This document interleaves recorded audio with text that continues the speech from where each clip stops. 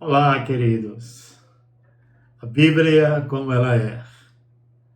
Hoje nós vamos estudar uma visão panorâmica da carta do apóstolo São Paulo aos Colossenses. Antes, gostaria que você fizesse a sua inscrição e divulgue este canal para os seus amigos, para grupos da sua igreja, familiares, para que eles participem e desfrutem também desse conteúdo bíblico. Será uma grande bênção na vida dessas pessoas. Seja este instrumento. O livro de Colossenses, ou a Epístola, nós vamos trabalhar 3 linhas dentro do alvo desta lição, que é saber, sentir e agir. Reconhecer que Jesus é tudo para o cristão. É o conhecimento, é o saber. O sentir é motivar-se a conhecer cada vez mais a Jesus, a ter uma maturidade, um crescimento espiritual em relação a Jesus Cristo. E o agir é um dos alvos mais importantes, que é abandonar as atitudes que não condizem com quem Jesus é. Colossenses é fantástica em sua cristologia. Nessa epístola, o apóstolo São Paulo afirma com absoluta autoridade a supremacia de Cristo. Colossenses 1, do versículo 15 ao versículo 17. Portanto, a Colossenses é diferente da carta a Efésios, porque Efésios mostra a organização eclesiástica, trabalha mais na questão eclesiástica, mas Colossenses trabalha mais na pessoa de Jesus Cristo, a cristologia, a supremacia, Jesus em primeiro lugar, Jesus como Filho de Deus. Então, no livro de Colossenses, nós encontramos Colossenses 1, 15 a 17, o qual é a imagem do Deus invisível, o primogênito de toda a criação, porque nele foram criadas todas as coisas, que há nos céus e na terra, visíveis e invisíveis, sejam tronos, sejam dominações, sejam principados, sejam protestantes, tudo foi criado por ele e para ele. Então, Cristo é a imagem do Deus vivo. Cristo é Deus. Cristo estava na criação, em Gênesis, no capítulo 1. Ele participou ativamente da criação do mundo. Em confronto com a crescente heresia na igreja de Colossos, Cristo, o Senhor da criação e a cabeça do corpo, que é a sua igreja, é completamente suficiente para toda necessidade espiritual e prática do crente. A visão panorâmica do livro é uma visão ampla da classificação dessa epístola. Nós temos algumas informações que são básicas para o conhecimento e o estudo desta carta. Então, em primeiro lugar, essa carta pertence ao grupo chamado Epístolas Paulinas e Eclesiásticas. É uma epístola que foi endereçada a uma igreja. E essa igreja estava em Colossos, por isso é chamada Epístola do apóstolo São Paulo aos Colossenses. O autor é o apóstolo Paulo. A data provavelmente fica entre 61 a.C., o local em Roma. É bom mencionar que aqui o apóstolo estava detido, estava preso em Roma. E foi da prisão, que é conhecida como carta de prisão, né? Ele escreveu esta carta para Colossenses. O alvo principal é a igreja de Colossos. Versículo-chave. O versículo-chave desta carta está em Colossenses, capítulo 3, versículo 1 e versículo 2. A Bíblia diz: portanto, se já ressuscitastes com Cristo, buscai as coisas que são de cima, onde Cristo está sentado à destra de Deus. Pensai nas coisas que são de cima e não nas que são da terra. Então, aí está o versículo-chave. É um dualismo na vertical. Céu e terra. O que está acima é superior. O que está abaixo é inferior. Então, a gente tem que buscar as coisas que são de cima, porque já fomos ressuscitados em Cristo. Ou seja, nós somos uma nova criatura. O esboço dessa carta, ela podemos dividir na questão doutrinária e na questão prática. A questão doutrinária vai do capítulo 1 ao capítulo 2. A questão prática do capítulo 3 e capítulo 4. No capítulo 1, 2, o apóstolo faz uma apologia à supremacia de Cristo. O que Cristo fez em nosso favor. Então ele vai dizer tudo isso nessa carta, nesses 2 capítulos. Na prática, o apóstolo nos chama a atenção para a submissão dos cristãos. Ora, nascido de novo, nós somos filhos de Deus, servos do Senhor, para obedecer. Então, a submissão ao Filho, ao Pai e ao Espírito Santo. Em segundo lugar, na prática, o que Cristo faz por meio de nós. Ou seja, a Efésios vai dizer que nós temos a plenitude do Cristo. O nosso rosto deve resplandecer a imagem do Cristo. Ou seja, devemos viver o que podemos fazer em relação às pessoas. O que Cristo pode realizar através de nós, que somos seus instrumentos. Colossenses, em uma sentença, se fôssemos reduzir Colossenses em uma sentença, Paulo encoraja os novos cristãos a continuarem na verdade em face aos ataques dos falsos mestres da época. Qual o contexto desta carta? Em primeiro lugar, nós vemos o contexto da cidade de Colossos. Colossos era um grande centro comercial e financeiro da Ásia Menor, destacando-se pela produção de lã. Seu solo era vulcânico, o que tornava muito produtivo, e também produzia água calcária, muito usada no tingimento de tecidos produzidos lá. Colossos era constituída basicamente de gentios, principalmente frígios e gregos. Também um bom número de judeus residia naquela localidade, vindo da Babilônia. Em segundo lugar, esse contexto, as circunstâncias da epístola. Paulo ficou alguns anos em Éfeso.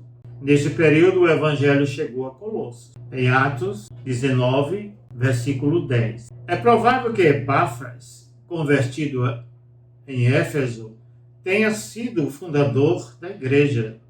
Colossenses 1, versículo 7 e versículo 8, quando ele diz assim, a Bíblia fala: como aprendeste de Epáfras, nosso amado conservo, que para vós é um fiel ministro de Cristo, o qual nos declarou também o vosso amor no Espírito. Então há uma conjectura de que Epáfras foi o fundador desta comunidade. Ele era um intermediador entre Paulo e Colossenses. Isso nós vamos verificar na epístola. Colossenses 2:1, Colossenses 4:12 e 13. E Filemon, no versículo 23. Na ausência de Epáfras, Arquipo exerceu o ministério local. Colossenses 4:17. Os gentios frígios de Colossos descendia de religiosos caracterizado pela natureza mística eram adeptos de algumas práticas ascéticas. Colossenses capítulo 2, versículo 18 a 21. Ninguém vos domine o seu bel prazer com o pretexto de humildade e culto dos anjos, metendo-se em coisas que não viu, estando debalde e inchado na sua carnal compreensão, e não ligado à cabeça, da qual todo o corpo, provido e organizado pelas juntas e ligaduras, vai crescendo em aumento de Deus. Se por estáis mortos com Cristo, quanto aos rudimentos deste mundo, por que vos carregam ainda de ordenanças, como se vivesse no mundo? Tais como não toque, não proves, não manuseis, as quais coisas todas perecem pelo uso, segundo os preceitos e doutrina dos homens. Então, havia aqui uma tendência para a vida ascética, ou seja, um afastamento, né, da cultura, uma prática mais emocional do que racional, uma prática mais ligada a uma questão mística, deixando tudo que a carne, os prazeres da carne, prazeres naturais que eram de Deus, não é? Como comer, o beber, o vestir, essas coisas todas. Mas eles viraram e colocaram isso como regra principal. Então, Paulo também combate essa prática ascéticas. É provável que um desses religiosos tenham se infiltrado da igreja e estava propagando um ensino que misturava o legalismo judaico com a filosofia pagã. Era uma junção do legalismo. Os judeus gostavam muito de cumprir regras, submeter-se a todo tipo de regras. Havia 612 regras.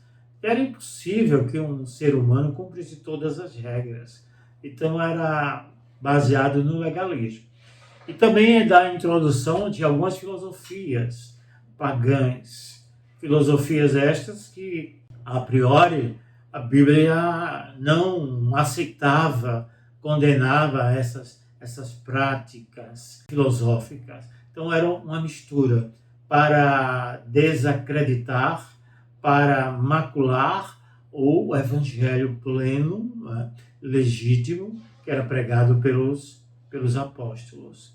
A epístola aos Colossos foi escrita em resposta a essas heresias, com o intuito de ratificar e preeminência da pessoa e obra de Jesus Cristo. Nada disso teria a supremacia. O legalismo, a observância das filosofias, o principal de tudo isso era Jesus, Filho de Deus, aquele que veio para nos redimir e nos libertar dos nossos pecados. Cristo em primeiro lugar.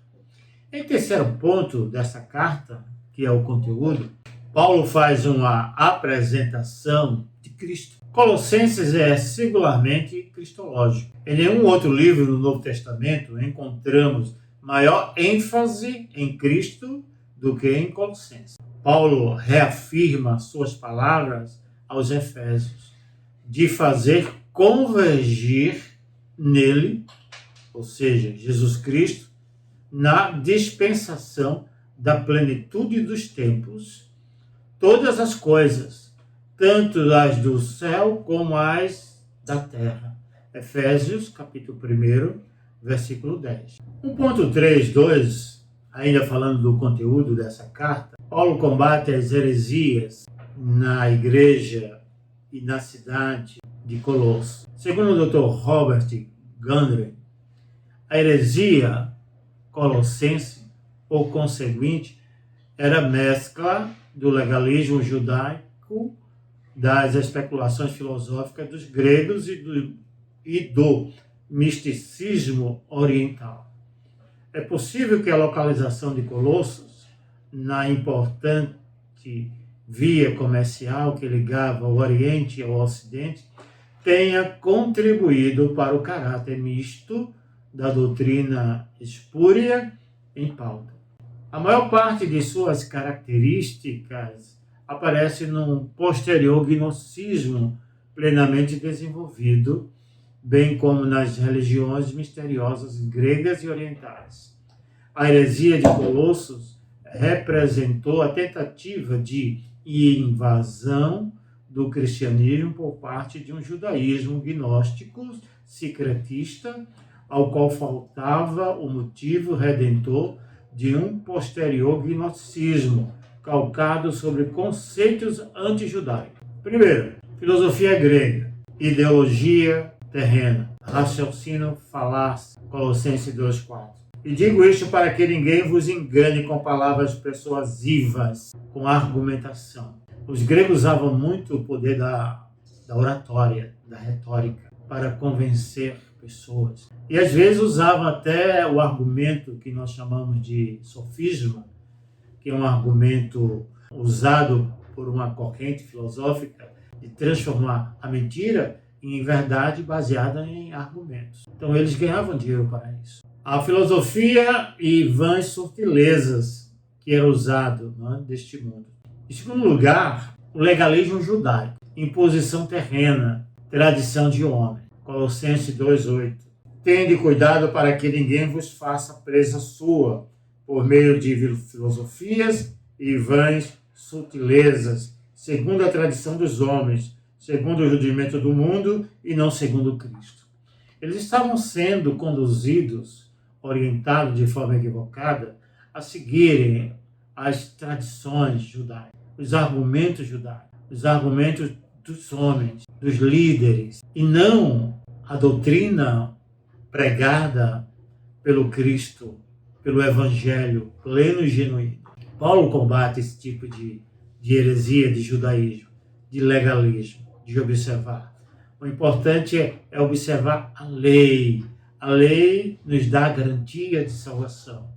E a salvação, segundo o apóstolo São Paulo, pela sua experiência na estrada de Damasco, a salvação não estava na lei, na observância da lei, mas estava em seguir a Cristo, os mandamentos de Cristo, os ensinos de Jesus Cristo. A questão das festas que eram guardadas, Colossenses 2,16, eles ainda queriam trazer os cristãos para as comemorações dessas festas, quando ele fala que, portanto, ninguém vos julgue pelo comer ou pelo beber por causa dos dias de festa, ou da lua nova, ou dos sábados, a guarda do sábado. Para nós cristãos, o dia para a adoração, dia separado, todos os dias são dias para adoração. Mas o dia reservado, 24 horas ali, é o domingo, o dia da ressurreição. Isso a igreja primitiva houve essa troca. E é interessante que dos 10 mandamentos, o único que não é citado no Novo Testamento é exatamente a guarda do sábado, porque foi trocado pelo primeiro dia, que é o domingo. Essa corrente de tendência judaica dentro da igreja estava levando os cristãos a obedecer, a retroceder, a voltar, a se tornar judeus, para assim serem cristãos. Ao contrário, o cristianismo é uma ruptura do judaísmo. É Cristo, é agora pela fé, é a graça de Deus, não é a lei, é a graça de Deus. E em terceiro lugar, uma das heresias era o misticismo oriental, idolatria terrena, adoração a anjos. Havia essa prática, porque era uma tradição também no judaísmo, a presença de anjos. Hoje anjos somos nós. Hoje nós temos o Espírito Santo que nos orienta, que nos guia, que fala a nossa vida, que nos protege, que nos dá os ensinamentos, que nos faz lembrar de tudo, conforme o Evangelho de João. Então nós temos o Espírito Santo. Nós fomos selados pelo Espírito Santo. Outra coisa interessante é as visões. Inclusive hoje, nas igrejas modernas, existe uma prática muito vívida sobre essas questões de visões. A irmã diz, eu tive uma visão.